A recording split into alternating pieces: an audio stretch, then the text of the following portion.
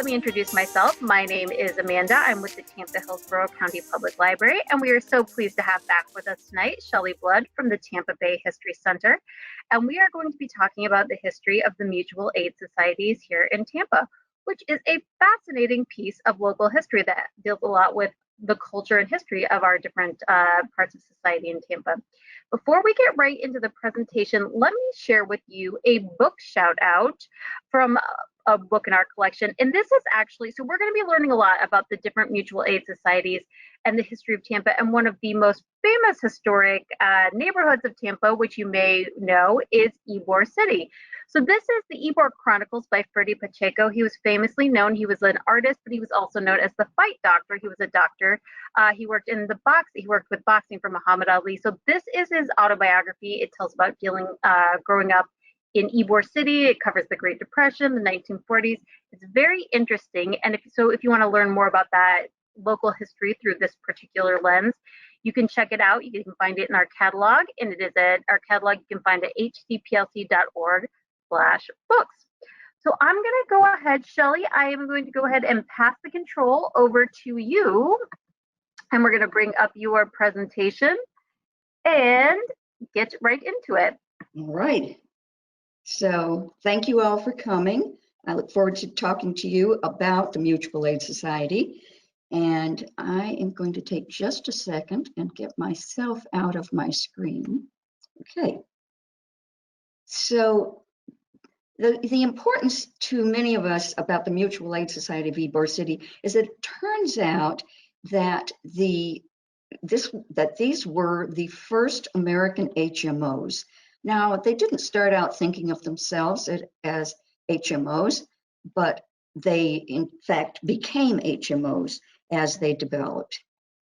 And there is a historic sign about this. So this is much recognized as the beginning of the HMO within the United States.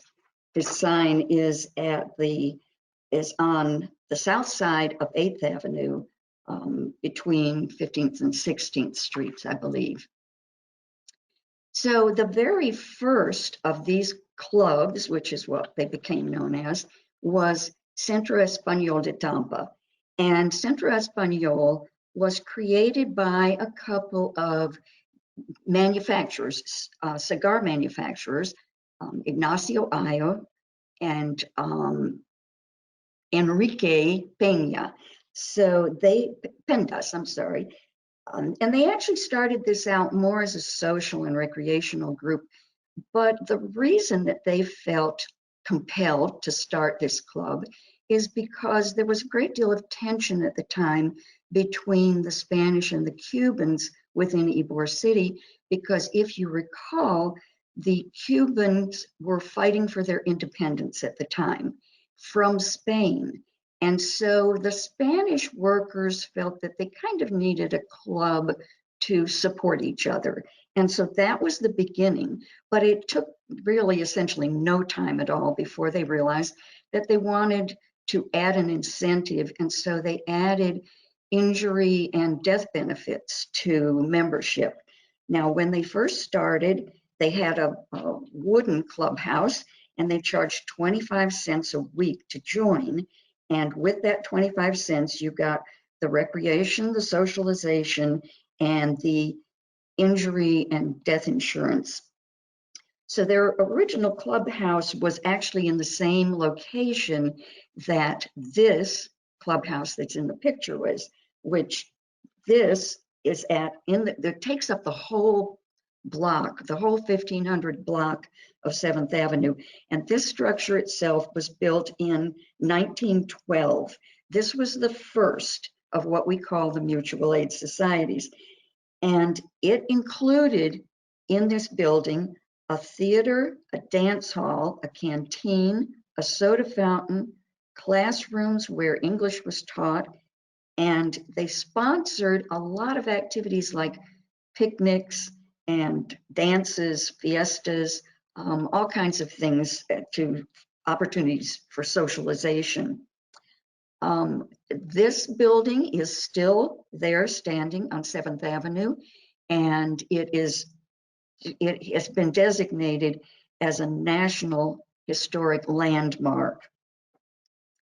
The club did many things as they evolved. So in 1895, they realized that they needed a cemetery. And so they bought a piece of land on 21st Avenue, and a small piece of land, and it is called now, I don't believe it was called at the time the Old Cemetery, but it's now referred to as the Old Cemetery. And when they outgrew that space in 1904, they built Memorial Park, which is not too far away. It's at MLK and 22nd Street. They also built a hospital. And for those of you who have been in Tampa for a long time, like longer than I have, you will remember that the sanatorio was down on Bayshore Boulevard. And many people now mistake the Academy of the Holy Names for what was the Centro Español hospital, but it was not. That's not the same building. The hospital was just south of Bay to Bay, where Bay Oaks apartments are now, and where there will soon be a condo high-rise. And you'll see in these two pictures, the one on the left is one of the original pictures. The one on the right, it appears that they must have painted the brick. And you see the fountain there in the middle. There were actually 3 fountains there, and one of the fountains remained when they built Fair Oaks, and that fountain is going to be refurbished, and it's going to be kind of a front area piece for the new condominium. And there have been a couple of articles in the paper recently you might have seen about that. So the second building was not actually a separate club, but was El Centro Español de West Tampa. And the reason for this was they had so many members who lived in West Tampa that they decided that they needed a second clubhouse. So this building is still standing. This is on North Howard at 2306 North Howard. And this was built in 1912. It's right along the same lines. It had a gym and a game room and a cafe. It also had a clinic within it. And of course it had the theater. So this particular building, again, still stands. It is being used today by the Hillsborough Education Foundation, and Centro Español has offices there, but they don't own the building anymore. Just as an example of other buildings that same architect built, some of you will recognize both of these, both Hillsborough High School and St. Andrew's Church in downtown Tampa. And that was Francis Kennard was the architect. The second official club that was created was the Italian Club. Now, that's not the way that they would say it, but because I am not fluent in Italian, it's easier for me to just say the Italian Club. This was formed in 1894, and it is a couple blocks from Centro Español. It is in the 1700 block of 7th Avenue. They opened a building earlier, but this building was built in 1918, and they started out with an original 127 members, but by 1924 they had 1,800 members, and then they were joined by the West Tampa Sicilian Club, and that made their membership up to 3,000 in the 1930s. This is also a building that's on the National Register of Historic Places. And they are very active right now. In fact, they actually had an event in November and have another holiday event scheduled for December. So they have remained extremely active. These, in the early days, you can see that they were active. They were this gathering, in fact, that vacant lot that these people are gathered in to go to DeSoto Park is where the Italian Club is today. And you can see a picture of their cantina. Again, they were like Centro Español, in that they had a theater and a cantina and so forth. One thing you might notice about the Cantina is these are all men. Women didn't go into the Cantina. They also added a cemetery, and their cemetery is, and still is, at 2520 East 24th Avenue. This is just an example of a banquet for their members that they had, and you can see that a lot of people came out for that. I think this was in 1924. They also participate in the Gasparilla Parade. Now, this is a crew, the Italian crew, but they first participated, not as a crew, but they first participated in Gasparilla in 1911, probably with a float. The next club was the German American Club, and this building was built in 1909. It's at the corner of 11th Avenue and Nebraska. The club itself started in 1901 in a smaller building, but they built this one. They had as many as 2,000 members. The difference in the German American Club was that you didn't have to be German to join. Anybody could join as long as you paid your dues.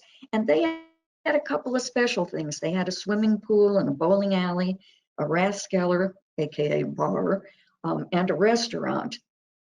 But by 1919, they had to sell the building, and that was because, you remember, in 1918 we became involved in World War I, and there was a great deal of hostility toward the Germans that were here, and the building was actually vandalized, and they realized that they just could not continue to have this club as a symbol of Germany. So they actually sold it to the Cigar Makers Union, and later on the Cigar Makers Union sold it to the Young Men's Hebrew Association, and it operated that way until 1944. And I think at that point was when the city took it over, and it is now a combination of city offices and the offices for the AIDS network. But the German American Club itself, which has kind of been reconstituted, actually has a facility on North Rome Avenue now. So the next one we're going to talk about is the Cuban Club. And the Cuban Club actually started in 1899. Now, there were a lot more Cubans in Ybor City than there were Spanish or Germans, or Italians. So you might wonder why the Cuban Club was a little later to develop. Well, it was because, just as I referenced the Cuban fight for independence, up until this point, they had been completely focused on supporting the Cuban independence movement. And so they really didn't have time to form a club. So after they won their independence, many of them went back to Cuba, but then decided that they actually liked life in America better and came back. And that was when they formed the Cuban Club. This building, which is a beautiful building, was built in 1917. It, like the others, is on the National Register of Historic Places. And they had in their building, besides all of the regular stuff that the others had, they had a gymnasium and a boxing ring and a bowling alley, and they have an outdoor courtyard, and they have had a spa. They also taught their Spanish literature and culture. These are just a couple of the activities. You can see that they've got their boxing ring open there.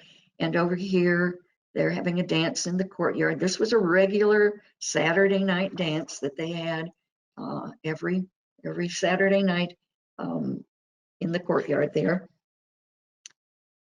The next group that's formed a club was Centro Asturiano. And Centro Asturiano members had originally been part of Centro Español, but they had wanted extended and more diverse medical services to be offered. And so they actually split off from Centro Español in order to offer additional medical care. And this building, if you are not familiar with it, is right on Nebraska Avenue at 10th, let's see, Nebraska Avenue and 10th Avenue, or Palm. And this is still used. Their cantina is open every day, and it's still used as a rental facility as well as a teaching facility. They too had a hospital. In fact, they had their hospital before Centro Español built their hospital. Centro Asturiano opened their hospital in 1905. There's the picture of it here on the left, and built a new hospital in 1927 that operated until 1990. But this hospital and the extended health care, as well, the Trellis Clinic in Ybor City, drew people away from Centro Español, and that was when Centro Español decided they had to build a hospital of their own, and they built that beautiful building down on Bayshore that we saw earlier. This was, at the time, the most modern operating room in Florida. This was in Centro Asturiano Hospital. They, of course, also had to have a cemetery, and so they have the Mausoleum, which both of these are on East Martin Luther King. So they had the Mausoleum as well as the Memorial Park. And the last of these groups that I'm going to talk about is the Society of Martí-Maceo. The Martí-Maceo Club was originally started just as a discussion group of intellectual freethinkers. They did merge with a group of Afro-Cubans from West Tampa, but I need to give you the background. Many of these members originally were part of the Cuban Club until the Anglos noticed this and told them that the segregation laws would not allow them to belong to the same club and to socialize. And so they had to develop a club of their own. And this is what they developed. So they actually started in 1900 and a few years later merged. In 1904, they added healthcare, but they did this by contracting with all of the other clubs for the medical care. And the building on the left was their original building, and that was knocked down during urban renewal, so they had to find another place. And the current building that you see there is in the 1200 block of 7th Avenue. This was, so they moved into this probably in about 1966. So what has happened to them, or what did happen to them? Why are these not what they were before? Why do we not hear very much about them? Well, because of the demise of the cigar industry, which is a whole nother story about why we have only one cigar factory left anymore. And when the boys went off to World War II and came back, they mostly wanted to move out of that older stock that was in Ybor City and move to the suburbs. So they were no longer close to the clubs. And then by the 1950s and 60s, employer-based insurance was offered to many, many places. Unlike now, when a lot of people are pushed into other plans, but that employer-based insurance made the medical care, which was a major draw to the clubs, unnecessary and somewhat irrelevant. So what are they doing now? We saw that the buildings are still there. So for Centro Español, they still accept new members. They do not have a clubhouse. They do have a membership fee, and they have 100 members right now. That's the only one that I know the actual membership number on. The Italian Club does accept new members. They are very active, and they've resumed events, but prior to COVID, they had really regular events. They were quite busy, and they welcome everyone to all of their events. The German American Club, as I mentioned before, is now on North Rome Avenue. I don't know what their business is like, but on Saturday nights they have an event. The Cuban Club is a rental facility right now and is open for rentals, even through COVID. Centro Asturiano is still active. They still accept memberships. I do not believe you have to be Spanish any longer to belong.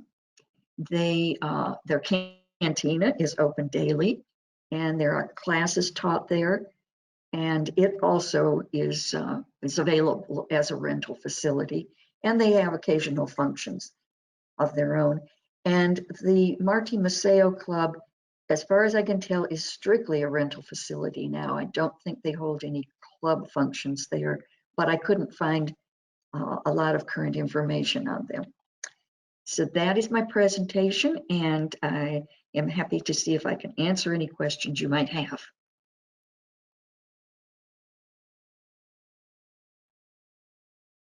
I'm going to come back on. Thank you very much, Shelley. We were, so I will remind, that was very interesting. I'm going to go ahead and remind people that the question section is there in your control panel. So feel free, we do have some questions to get to. So feel free to keep adding those, and we will answer as many as we can while time permits. While people are submitting their questions, I'm going to go ahead and pull up, just so they have the closing information for us. We'll pull it up just very briefly. So I'm going to go ahead and do that. And just a reminder, while you are typing in some more of your questions, that you can, if you have any questions about upcoming events or anything like that, how to get a hold of us and to contact the library. So let me make this full screen so you can see the, of course, you can always give us a call at 813-273-3652, or you can contact us online at hcplc.org/connect. If you have any questions about any upcoming classes or events we have, you can always say hcplc.org/events. Or if you want to share your library stories, if, for example, if you attended a program and you have a history with any of these societies, or you want to share a picture or a story or anything like that, you can. We would love to hear from you for that, and that is hcplc.org/about/stories. So we'll leave that up for just a second, and we will get into some of the questions. So the very interesting, I think. A lot of times when people thought, well, especially now, the clubs that survived, we think of them as social clubs, and they did have a big social element to them with the bowling alleys and the cantina and the card playing and everything. But really, it was the original mutual aid society. It was what we would think of as insurance. You mentioned at the beginning it was 25 cents a week, in the early days. Would that have been a large part of somebody's paycheck, or would it have been reasonable, or It was reasonable. I'll give you another comparison. In the 1960s, when I was working, I actually joined Centro Asturiano. I didn't use it much, but I joined it because back then, you may not remember, but when you had employer-sponsored insurance, you still had to pay up front and then submit the bills, like in my case, to Blue Cross Blue Shield, and then they would pay you 80% back. Whereas if you joined Centro Asturiano for $2 a week, you would get full coverage, and you could go and get you could go and get your prescriptions filled, or you could see a doctor. And so it made it very convenient. Makes a lot of sense. Another question we had was, what was the relationship between, so of course, when these were very popular, that was the boom of the cigar factories in Tampa. So what was the relationship between the mutual aid societies, the social clubs, and the unions? Were they at cross purposes? Were they working towards the same things? or? I would say there was no cross purposes between them. The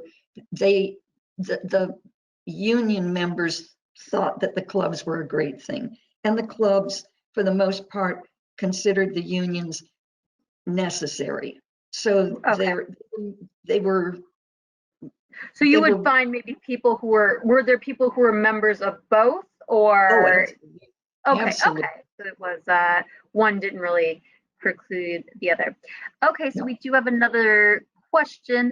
Were the Martí-Maceo members white? Is that why they could not be part of the Cuban Club due to segregation? The Martí-Maceo members were Black, and Blacks were not allowed to socialize. We're not allowed to be in the same clubs with whites because of the segregation laws. These were, rulings that were throughout the South. They just happened to impact this community very differently. It was truly unfortunate because there were members of the same family that, because one member was dark complected, he was not allowed to go to the Cuban Club. He had to go to Martí-Maceo. And his brother, who was more light complected, could go to the Cuban Club.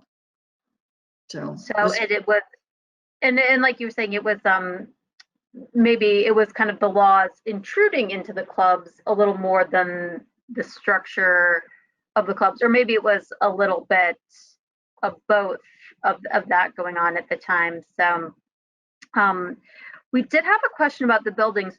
So, which is something that we are lucky. Many of the buildings remain here in Tampa. They are part of our city, our cityscape, especially, in Ybor, we see a lot of those, Ybor and West Tampa area. A lot of those buildings are still there. You had mentioned which ones are registered as historic landmarks. And then another question is, which ones of these buildings can the public see? Are there any that the public can view, or do you have to be a member? Some of them have been repurposed to office space, so probably not those, but. Well, let's kind of go through them. Centro Español, you cannot get into because it's been closed because of COVID. And what had happened was that it had been sat empty for years, from 1983 until 2010, when it was bought and refurbished and opened as a restaurant, the Carne Chop House restaurant. The restaurant closed because of COVID, and my understanding is they're not planning at this point to reopen. So you can't get in there.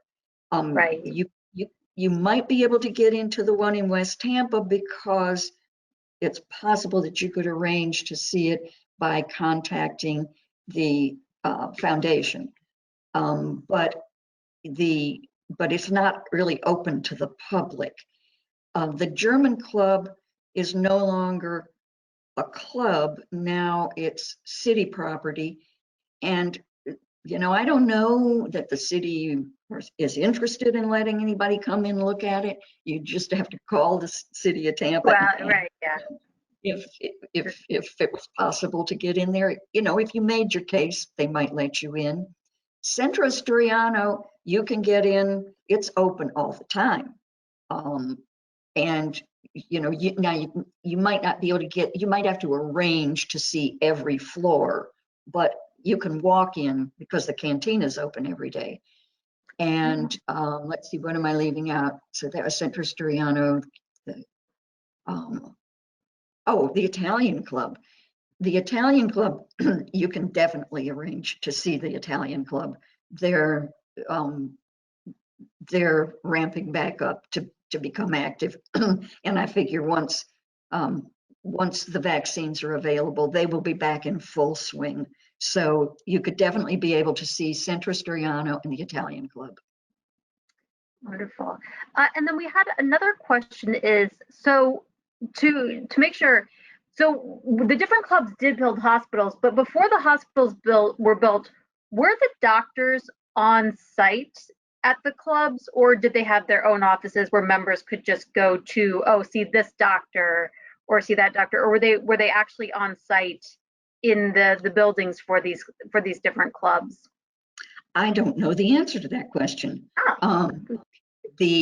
I will tell you that once the hospitals opened, there was a bit of friction between the Anglo physicians and the Spanish and Cuban physicians. So the hospitals actually had to contract with at least one Anglo physician to oversee the hospitals, which they did. Oh.